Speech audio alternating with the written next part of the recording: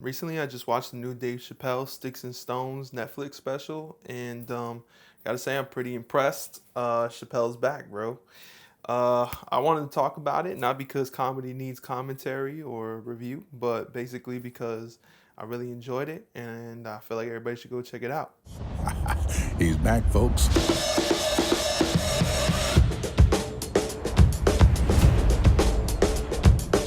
So when Chappelle Show came out, it was a big thing. It was a big deal. It was something that everybody in school was talking about. I was probably in high school at that time. So yeah, like Chappelle Show was a big deal. It's crazy to think that Chappelle Show really only had 2 seasons. Only 2 seasons of this show that's like going down in history as one of the greatest shows ever made. So Chappelle Show is basically just a comedy icon. Every single like episode he did something revolutionary, starting with the first episode when he did the blind KKK member Clay and Bigsby. Is like these names are iconic. It's funny that we didn't even get the Prince story until season 2. I think season 2 was also when they did the Charlie Murphy story with Rick James. So it's like this guy is just like classic. I feel like season 2 was more iconic than season 1, just because that's really when he hit the peak. That's when his Chappelle Show was like a mainstream name. And after season 2, Chappelle disappeared. On April 28th of last year, Dave abruptly walked away, not only from the set of his show, but from $50 million, which left his fans shocked and most everyone completely puzzled. Everybody still has this misconception that he was smoking weed and went to Africa to like basically run away from, I don't know. I guess they assume that he just lost his mind. How could he have walked away from a $50 million contract? And since then, he's clarified that in many interviews. He was on Inside the Actor Studio. I think he did one with Maya Angelou. He's done a whole bunch of interviews talking about what happened and how he felt about what happened in the aftermath and how people reacted to it. And I just feel like everybody should go check those out, because really, Chappelle decided at the peak of his career to choose to maintain his credibility, maintain his authenticity, and just maintain himself through probably the most significant choice that somebody can make. Do you choose money or do you choose your freedom? The rumors that I had heard were that during the filming of season 3, there was a joke that basically somebody laughed a little too hard about. Remember, no matter how big his is, at least you run the goddamn world. And Chappelle started reconsidering, maybe was he bringing light and just playing around with some stereotypes, or was he reinforcing stereotypes? Chappelle, he always tried to balance the two. He always tried to balance the joke being extremely funny and the message being extremely poignant. And, understandably, he kind of cracked under that pressure. 2004, I walked away from $50 million. And in November, I made a deal for $60 million. So in the previous specials that he had done for Netflix, I think he signed like $40 million for 2 specials. And then this was a new negotiation. And the previous 2 specials, they were long and we got them back to back.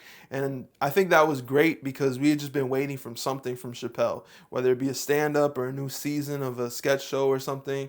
But he delivered with these 2 specials, which kind of felt like he was working his way back. It felt like we're getting a little bit, but he didn't feel like he was giving that energy that he kind of had when he left Chappelle Show. It felt like it was more mundane, sort of like the interviews he had given post Chappelle Show, where it seemed like he was trying to gather his thoughts and just try to figure out how was he going to come back in, what tone would he go.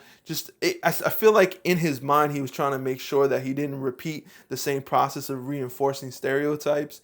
And since that time, just culture changed so much. And back then, I felt like it was a feat in order to try to basically offend people. It's like, what can I do to really just push the envelope of what's offensive and just tiptoe through that in order to just make a joke that everybody can laugh at. And I think since then, we created this PC environment where, we want to respect people's beliefs and their opinions and stuff like that. I think Chappelle has had a tough time trying to understand and figure that out, because him as a comedian, his first thing is just This is interesting to me. I want to pick at it until I figure out why it's so interesting. I think he sees the hypocrisy in a lot of the PC culture, and I feel like he had been really just trying to figure it out. Did the baby talk to me? No. Was he selling weed? No, but I was making a point. Even though he had spent maybe the last 10, 12 years just trying to work out material, I feel like some of that just had to go because the culture just kept changing and kept changing. Those last 2 Netflix specials, I feel, were very good, but I felt like it was more of a storytelling. It felt more like an interview. I'll tell you what happened, but I can't say it directly. But this new special, Sticks and Stones, feels very current. It feels like he said, you know, this is like a mixtape. This is like, I'm going to give you right where I'm at right now. I'm going to give you, you know, what I've been going through right now, and just touch on a couple of topics that are relevant, you know. So he gets into R. Kelly. He gets into Michael Jackson. He gets into some feedback he had gotten for some trans jokes. He kind of dips into pretty much anything you can think that might be controversial. And he does something that really, I don't know if too many comedians can do. Maybe there's 3 or 4. I feel like Aziz Ansari in his last Netflix special, he got there. Maybe they had been kind of seeing each other work with these really like hot topic issues and decided like, I'm going to really go for it. But really, I haven't seen anybody really go towards that heat like he did.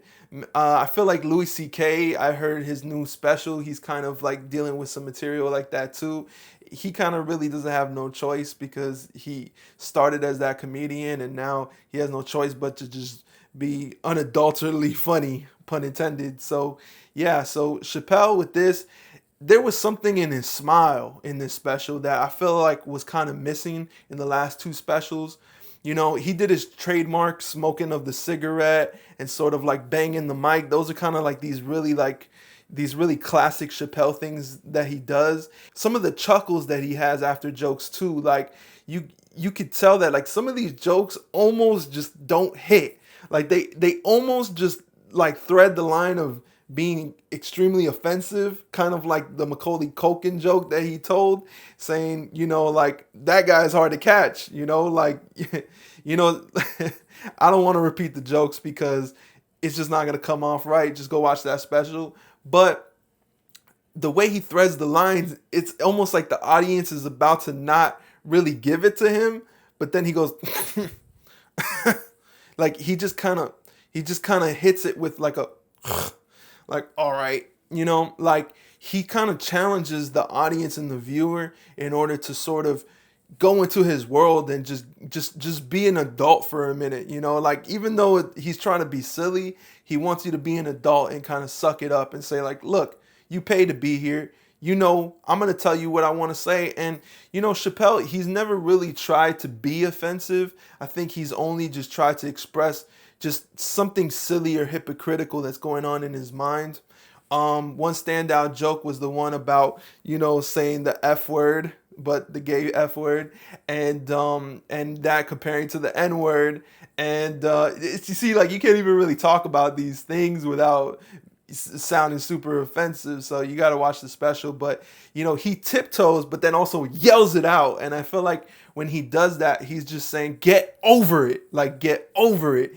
And just from the title of this special, Sticks and Stones, you know, and the trailer he did with Morgan Freeman, If you say anything, you risk everything. he's letting you know that like it doesn't matter what he did, what he does in the future. If people want him out the paint and they want to get rid of him, they're going to do it. Like he referred to with Kevin Hart, like you can say something so long ago that you don't really mean, or you've changed from that, and they can really use it against you. I feel like he's studied culture within so many of these years and just decided to really get out there. His takes on his last specials, I felt like he had been working on it for a long time. This one feels like he's up to the moment. Like he's as relevant as like a podcaster at this point, which is kind of where he needed to be, because when Chappelle Show came out, he was commenting on things that were just happening, you know, talking about like Black Bush and talking about, you know, just current things that were going on. And I feel like now he's finally back. The smile and the enthusiasm he has, it just feels like he's telling the jokes he wants to tell now. He doesn't have to bite his lip about it, you know. I just like seeing Chappelle this way. He's a fearless comic. It's going to inspire a lot of comedians to really try to go there with the controversial material. And some people are going to fail. A majority of people that will try to go for this will fail because they don't have the skill level that Chappelle has. Now, Chappelle just makes it seem so easy. He makes it seem like you can just get out there, pull up a chair and talk, you know, to the audience. But this is just something that, like, he knows how to do. Chappelle's background has a lot to do with it. He grew up with both white and black people in his community, and I feel like it allows him to understand how far he can push it on each side. He understands where the biases are and where the misunderstandings lie, and he knows how to make a joke that will kind of offend one group but also relate it to the other group that's not getting offended. So it's, in a sense, it's like threading this magic needle throughout all of his jokes. To me, it's so much like how Lil Wayne was a genius. Like when Lil Wayne was rapping, he had these bars that seemed so simple, like "I leave you dead in the living room."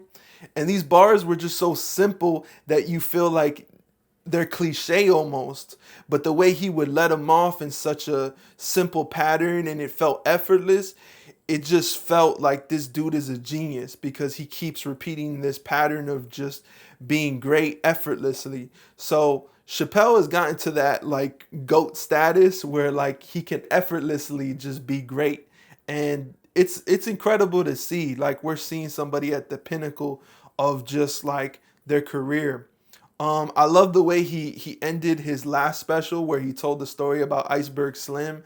It was like, it felt like a 20-minute monologue about why he left Chappelle's Show. And I felt like that was the perfect intro into this special and just to this latter portion of his career. So at the early portion of this special, I feel like he was reaching for things just to try to get out there that, look, I'm going to be silly. I'm going to be ridiculous. I'm going to, you know, go with the idea that somebody getting molested is a benefit, you know. I think starting the special off that way is just, it enters you into a place where you are forced to separate your feelings and your opinions about the subjects he's about to touch on and just say, look, this guy's here to tell jokes, because obviously he's going to take it to that extent. So, you know, Chappelle, it's like there's certain things he does in this special which are just like iconically like Chappelle, but he uses them almost as like dividers between jokes and between concepts. All right, the next one. When he talks about having meth heads on his property and going to buy the gun, that I feel like he decides that he can get away with that because that's kind of how Americans and white Americans think, which is, this is my property, I'm allowed to protect it. He's just so smart in the messaging and the beats that he takes in between in order to finally release the joke. He's pacing it at a rate that we're really starting to just understand that this dude is just like a smart person. Like he's an extremely smart comedian. When we go to comedy specials, we're not necessarily going to change our opinions or to be informed of the news. We're just going to hear something silly or that's gonna just make us laugh, you know. We're just going pretty much just for entertainment. But Chappelle is kind of demanding for us to know what's going on and challenge our own opinions and just think of things from another point of view. And it's just crazy. Chappelle's always had this talent of basically pulling me in by not understanding his premises. Like he'll just kind of say something and let it sit to when he does the impressions. If you do anything wrong in your life, and I find out about it, I'm going to try to take everything away from you. I'm kind of like lost because I'm like, where is he going with these impressions?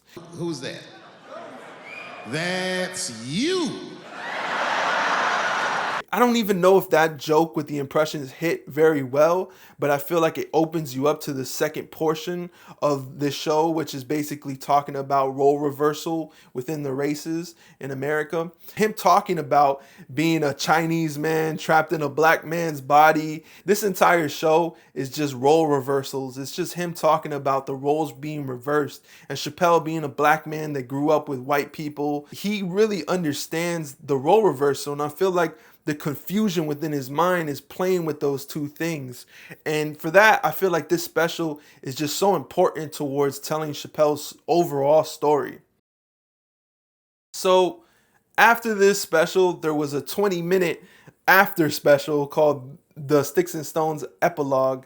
Now, the first time I missed it completely. Even though I let the special play out to the end, I didn't notice that it was recommending me a different thing. I thought it was recommending me the same thing, but actually it was recommending me this epilogue, which was sort of like a short film, sort of like bonus clips, and it was basically the after show from all the shows that he had done. But one of them was in New York, and you could see Anderson Cooper in the audience, and he looked like he was having a good time with the jokes.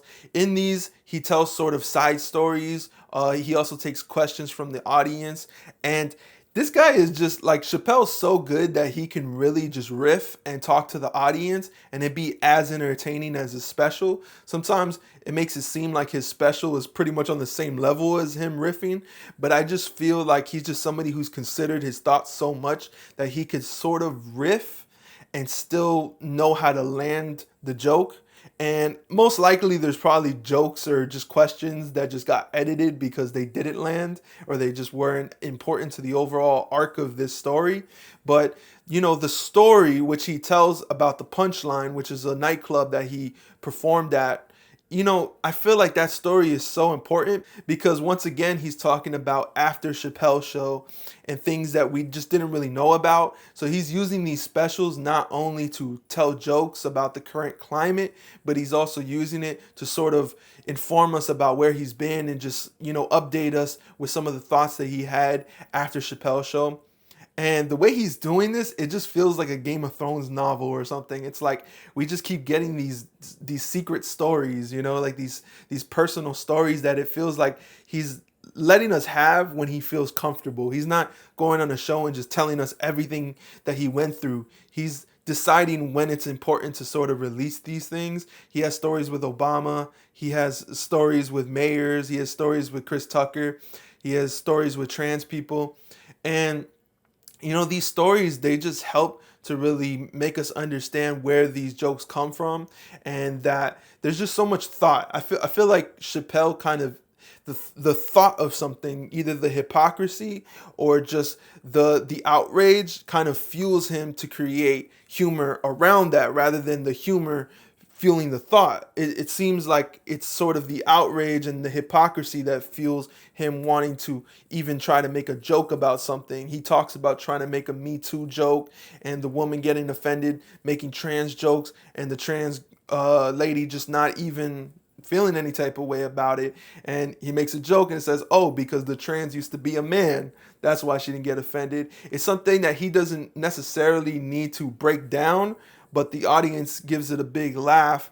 I don't know if that's necessarily like really nice, and I could see people being offended by that, but at the same time, this is his show. This is the after show at that, so it's like, you just have to take it. Because of this, Chappelle's just in a league of his own. Like, he can kind of say things, whether it's wrong or whether it's politically incorrect, and kind of get away with it because he has decided not to let his life be ruled by public opinion. He lives in Ohio in his own house. You know, he lives far away from Hollywood. He lives far away from opinions. He's allowed to be because he's not being controlled or ruled by, you know, some sort of corporation or PR or just even public perception. In this time, as we see in The Boys on Amazon Prime, as we see in that show, like these superheroes are even controlled by public perception, by the audience liking them and just loving them and seeing them as heroes. Chappelle, on the other hand, has realized that you can lose that at any moment due to something you might have said in the past or just the way you represent yourself, or just even by a lie, that somebody could make up a lie about you and ruin your entire career. So with that, I feel like he's decided to double down and just throw his away. He's just completely thrown it all away, and he said, look, I don't care anymore. Say what you want, make up whatever you want. I'm here to be the greatest, and it's incredible. Would we be here without Trump? I feel like Chappelle would be here without Trump, but the climate wouldn't be here without Trump, and it wouldn't allow for Chappelle to have to go to this sort of length of controversy. So yeah, this special was really great. It felt short, but probably because it's Chappelle. Like, I could go for a 3-hour special. I feel like he needs a podcast, but if Chappelle had a podcast, then he wouldn't be a god. He would just be the greatest podcaster alive. So yeah, he's still just a superstar. He's an A-list superstar. In a weird way, this special makes him seem like he's 25 years old. Like, he feels like a brand new comedian. He feels like he can get back in there, do a sketch show, do a TV show, do a film. What's invigorating about this special is it feels like Chappelle's really back. It feels like Half Baked was, just a different lifetime, and he can come back and just start making films like he did when he was jumping into Stars Born. I want to see him do more. I want to see him not be afraid to be within a flop or put out a special that might get controversy, because at the end of the day, the controversy is kind of where he lives. That's where he lives and breathes. I feel like it's very important for him to just be authentic and be real. He risked his entire life and career in order to have his authenticity. And it feels like after many years of slowly stepping to the podium, he's finally prepared to just be the martyr, just be the savior that we all need for comedy, pretty much. Like, he's just willing to risk his life for this comedy. And that's so encouraging. I'm pretty sure that if you're a comedian, you're watching this and you're just in awe. Like, you're just like, wow, this guy is fearless. I'm not sure if we've ever seen this level of fearlessness since Pryor, possibly, since Richard Pryor. Richard Pryor, his career was kind of cut short due to his illnesses. Chappelle, his style of telling jokes, he seems like somebody that could be like a Cosby that just sits down blind and still just making you laugh, It sucks to have to bring up people like Cosby and Louis C.K., knowing that people have indifferent feelings about their actions, but at the end of the day, their comedy and their jokes and their work inspires so many people. And with that, I feel like you have to take those things, those jokes and those moments, and cherish those things and separate those from the acts of human beings, because human beings are flawed and make mistakes. But we, as these new sort of androids, we're sort of hybrids of humans. And I feel like we have the opportunity to build and adapt from good and bad ideas and not be slaves towards just reputations. I feel like we can maintain our heroes throughout their actions. We can say, I don't support this person's actions, but I do support this joke. And vice versa. And vice versa, man. Love Chappelle. Tell me how you felt about his special, where you think it ranks within all of his specials. He has a great freaking specialography. He has a great specialography, so it's kind of hard to rank them. I'm just happy he's back. I wouldn't rank him. I feel like his first 2 or 3 specials were like classic. I feel like the last ones felt sort of like warm-ups, but they were also just very, very, very good. And I don't know if Chappelle himself really could miss. It's just good to see him be fearless, because it seems like he's sort of walking off this cliff, to this invisible road of just greatness. So yeah, that's it. That's all I gotta say. Go watch the special 5 times. It's definitely a classic. It's amazing that we get it through Netflix. It's like direct on demand. I feel like there would be a lot more outrage if it didn't go direct to consumer. Now that it's out there, people have no choice but to accept it. Make sure to watch the epilogue of Sticks and Stones. I felt like it was very entertaining, and it was a great afterpiece to complement the actual special. So yeah, let me know how you felt about this review. Subscribe, like, comment. Let me know what else you want me to review. Nothing's off limits. I'll do food. I'll do podcasts. I'll do interviews. I'll do shows. I'll do any type of content, just as long as it's worth talking about. Thank you.